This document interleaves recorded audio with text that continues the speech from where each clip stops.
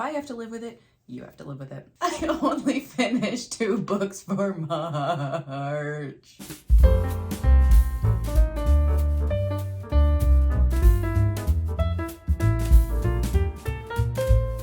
Hi everyone, welcome back to my channel. I know this video is a couple of days late. Normally I upload on Wednesdays. Today is Friday though. It's been crazy. March has been crazy, as you will see from this pathetic March wrap up. If you saw my last video, you saw that I had only so far been working on 2 books, trying to finish a 3rd for March. Didn't happen. It didn't happen. I only finished 2 books for March. I tried so hard. I got so far, but in the end, it didn't even matter. So I did finish God Help the Child. I'm going to get the title right this time, by Toni Morrison. Very short book, really loved it. And I finished David Copperfield by Charles Dickens. Very long book. Also loved it. So let's talk about those first, and then I'm going to do just a quick mini book haul. God Help the Child. Let's start there. Shorter, easier. Toni Morrison. This is my 3rd Toni Morrison book, I believe. I don't know what's going on with my hair. I don't know what's going on with my skin. I am having a massive breakout. Every other day, I have a new gigantic zit. I don't know what's going on, but if I have to live with it, you have to live with it. It follows the story of one woman, mostly from her childhood into her adulthood.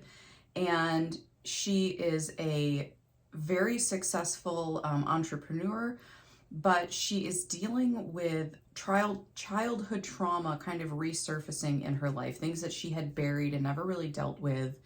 And then as she's an adult, she's kind of starting to spiral a little bit. She's not really sure why. She becomes really obsessed with this guy that broke up with her because, not that she was so much obsessed with the guy, but with the fact that he just kind of ghosted her and she doesn't know what went wrong. And so she becomes obsessed with finding out what went wrong. And when in dealing with that, with her relationship, she starts to kind of almost deal with not repressed memories, but long forgotten, long pushed aside memories that are through her childhood, through her teenage years and into adulthood. And she's now dealing with a lot of those issues. And then you kind of also get the flip side with the man who left her. He is also dealing with childhood trauma, but his never left him. His has always been at the forefront of his mind. It has colored every step, every decision he's made, relationships that he's had and let go of or pushed away. And very much at the center of the story is what happens to children. And it talks about a lot of different children in this book. It talks about the main character. It talks about her love interest. It talks about his siblings growing up. It talks about children that she went to school with and the repercussions of child sexual assault allegations and trials. It talks about children that she comes across in her adult years that she kind of begins to see herself in, that kind of starts bringing up things, the trauma that child newly in her life has gone through, and how she's dealing with it. And it kind of explores how do we, or can we, not take that trauma into the next generation of children that we have? Can we not pass that on? And it deals with being Black and colorism. It deals with being Black and being a woman. It deals with, there's a couple things that I want to talk about, but they're very spoilery because it definitely explains this really interesting dynamic that kind of comes in at the beginning of the book. We don't really figure out what's going on until more in the middle of the book, so I guess I can't really talk about too much. But to be fair, there are some trigger warnings. Like I said, child sexual assault, child sexual assault leading to court cases and testimony against abusers. It deals with kind of repressed memories. It deals with child murder. It deals with a lot of basically any trauma that can happen to a person, especially when they're young. It kind of talks about, but it does it in such a way that I really, really appreciate Toni Morrison in how she's never a trauma dump. She's never a trauma porn kind of writer. It seems that pretty much all of her characters that I have read so far, pretty much every character in the book either has trauma or incurs trauma on others, or both. You know, many traumatized people can go on to traumatize others, whether intentionally or not. And so her works deal with these ideas, with these themes, and, you know, racism and classism and colorism, but it's never a caricature of that. Her characters they feel very real. They feel like complete, fleshed out people with their own motives, their own dreams, their own hopes for the future, and they don't let their trauma completely define them as a character. She doesn't let their trauma completely define them as a character. You know, she gives them a life of their own, but as you learn more about the character, you can see how trauma has impacted their life and how it has, you know, pushed them down one road or another. But she does it in such a way that they just feel very real. They're never just this person is, you know, child sexual assault trauma. That is their entire personality. That is their entire existence. She never does that. And I really love how, did that squirrel just fall out of that tree? No, okay, he caught the branch below it. Wow. She deals with it in such a delicate and respectful but realistic way. And I really, really, really enjoyed it. And it's one of those books that it leaves you thinking. It does not answer all the questions for you. It builds up to teaching you what questions to ask yourself and to ask society. And then it kind of just ends. And it's like, great, now you have this question in your head, you know, go with it. Keep this in mind as you live, kind of a thing. And I really liked it.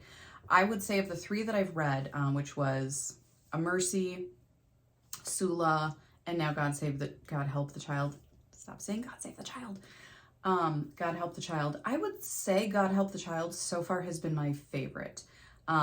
In that I think I've been able to relate to it the most easily. It was in kind of taking place in the mid to late 1980s into the 1990s.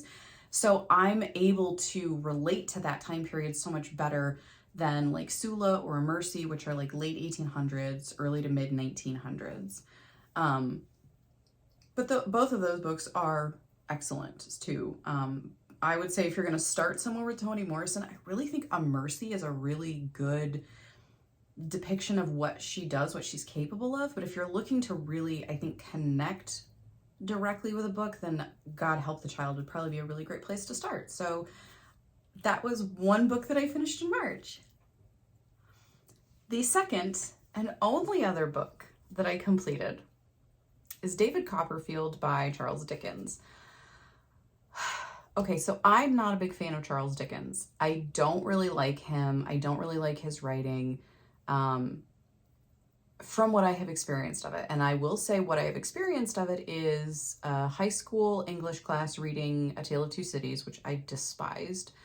And then giving him another chance last year with Great Expectations, which a lot of people say if you need a place to start with Dickens, or if you're looking for something to fall in love with Dickens, the two that I hear mentioned are A Christmas Carol and Great Expectations.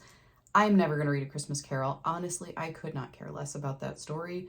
I have no interest in it. And I know going in that I'm going to really not care at all. And so I'm like, I'm not even going to judge him as an author based on that story, because I know ahead of time I'm just not going to like it.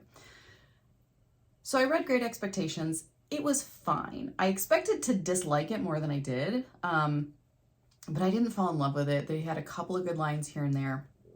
But to me, it was just kind of meh. So why am I reading David Copperfield, which is kind of his fictional sort of autobiographical work? Because I am doing a read-along, follow-along with The Game of Tomes by Emma at Emmy Reads and Carolyn at Carolyn Mary Reads, and David Copperfield is their book of March. But thank you to whoever in their live show, I believe last month, with February, said that there is an audio version where Richard Armitage, yes, Thorin Oakenshield, reads Charles Dickens's David Copperfield. I went on to Audible. I got it. I don't even think it took a credit. I don't know. I don't remember, but I don't remember it charging me a credit for it. Oh my gosh. His reading is phenomenal. This is the best read audiobook I have ever heard. Now, granted, I've only been listening to audiobooks for a year and a half, but oh my gosh, this man, I didn't even really care about David Copperfield as the character that much. I didn't dislike him by any means, and I liked him better than Pip from Great Expectations, but it was the other characters that I absolutely fell in love with this book. And there are so many characters, and Richard Armitage does such an amazing job of every character has a unique voice, unique accent, different pitch, pace, modulation with their voice. They have different affectations and inflections.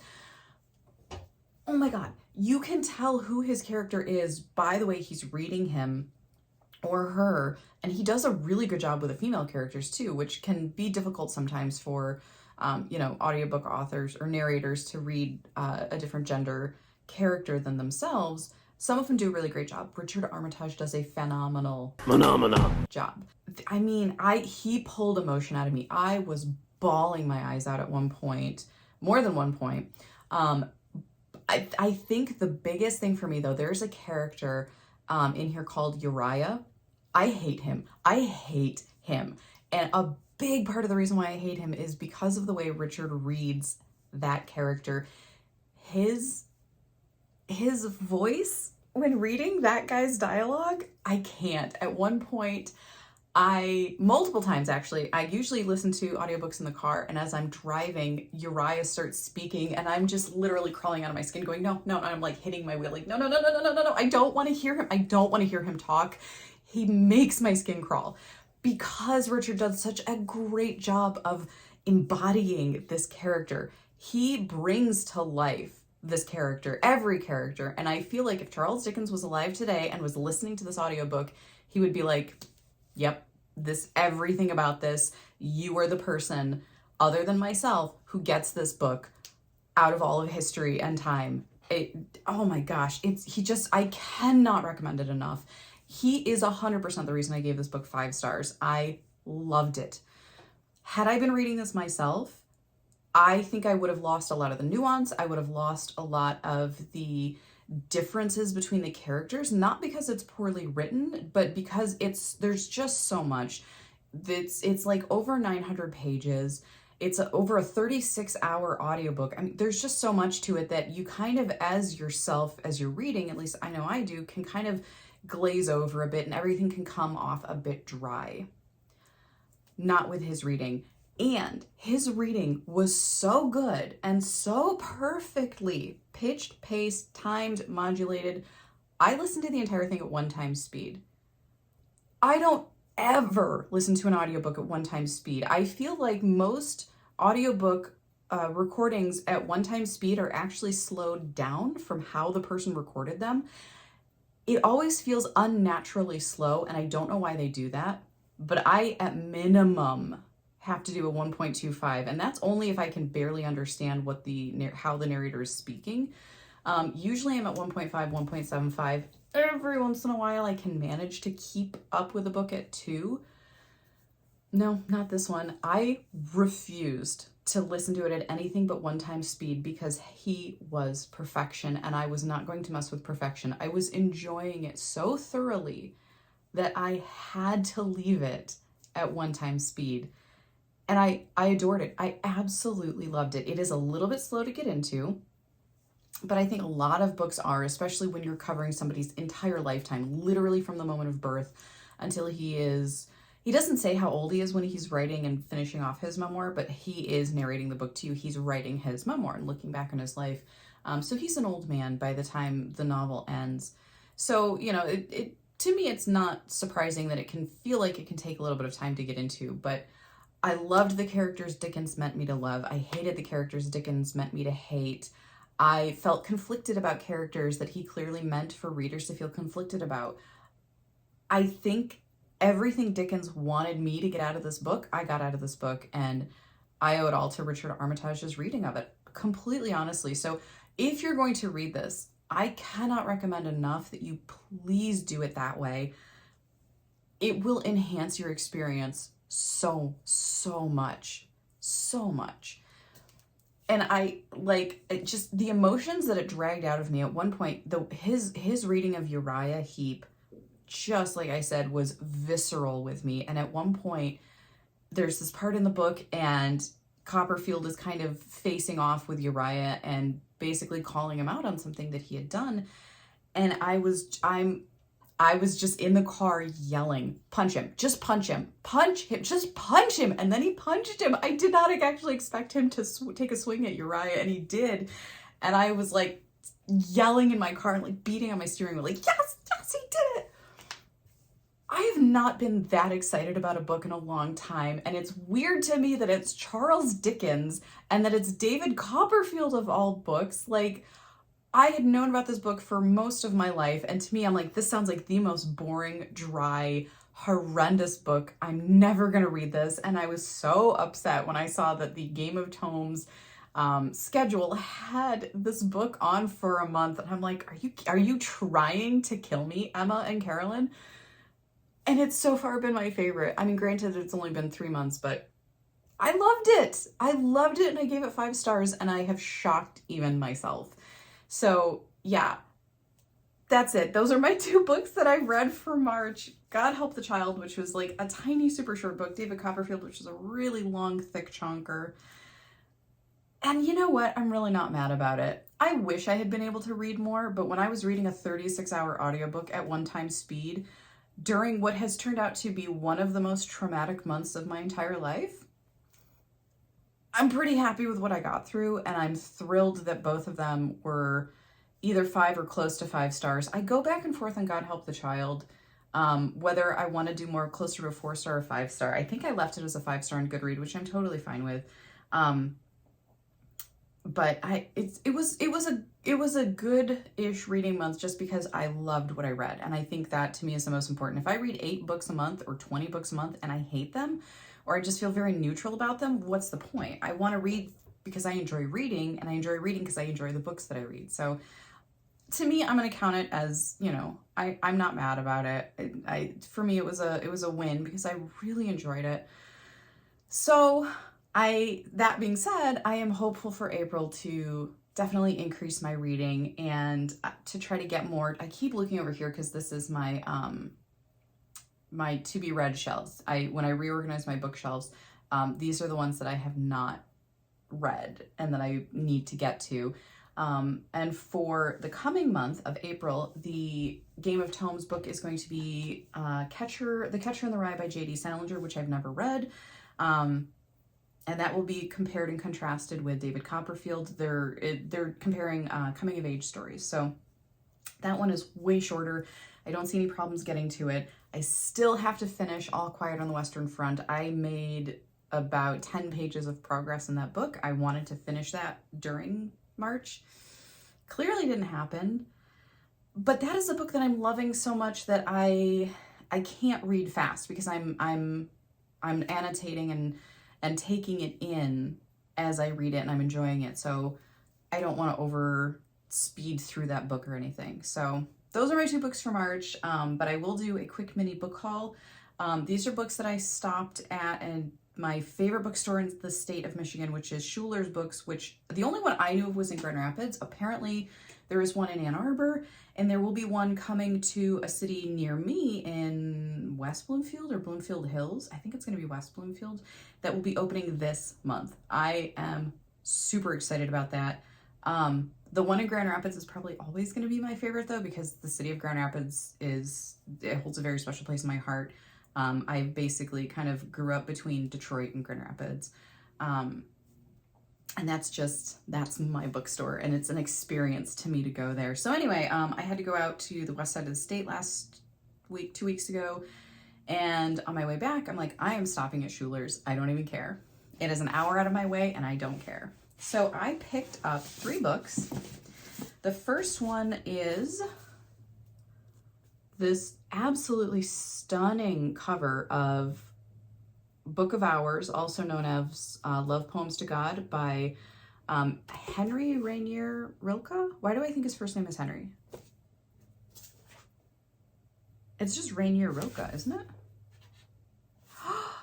Oh no, the first page is dog ear. I didn't do this. I did not do this. Oh, I wish I had noticed that before I bought it. Rainier Maria Rilke is his full name. I'm mixing him up with the author of All Quiet on the Western Front, which is Eric Maria Rilke. Is that his name? You know what? Doesn't matter. I have dribble brain. I apologize. You can Google it, or if I'm not lazy during editing, I'll put it up on screen.